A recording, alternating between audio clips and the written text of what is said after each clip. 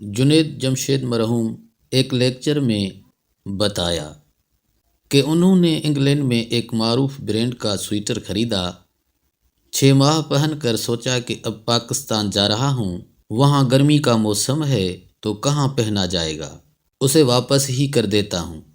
قرب و جوار میں اس برانڈ کی آؤٹ لیٹ سرچ کی، وہاں جا کر سویٹر کاؤنٹر پر رکھا اور کہا کہ مجھے یہ پسند نہیں، میں واپس کرنا چاہتا ہوں۔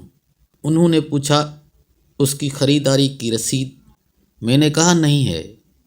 پھر پوچھا کب لیا تھا؟ جواب دیا یاد نہیں۔ اس نے پوچھا آپ تبدیل کرنا چاہیں گے یا ری فنڈ لینا؟ جواب دیا ری فنڈ کر دیں۔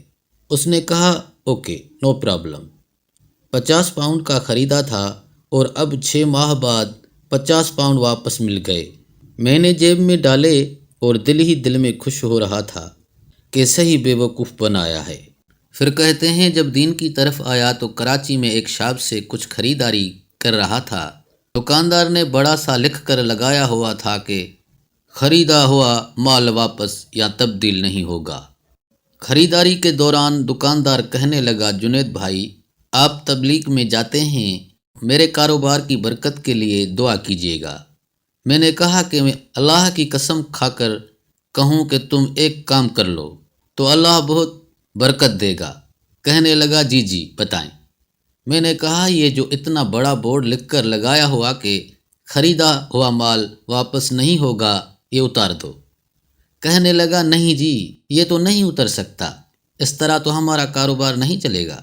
جنید جمشید نے دونوں سینیریوز کا تقابل کرتے ہوئے کہا کہ جو کھلے دل سے فروخت کردہ چیزیں واپس لیتے ہیں ان کے اسٹور جا کر دیکھیں کتنے وسیع و عریض ہیں اور وہاں کتنا رش ہے، اور یہاں جنہوں نے یہ لکھا ہوا ہے ان کی دکانیں دیکھ لیں کتنی چھوٹی اور کاروبار کتنا محدود ہے۔ رزق اللہ دیتا ہے کوئی کسٹمر نہیں، اور اللہ نیت کو دیکھتا ہے اور پھر اسی کے مطابق نوازتا ہے۔ دیکھنے اور سننے کا بہت بہت شکریہ۔ اللہ حافظ۔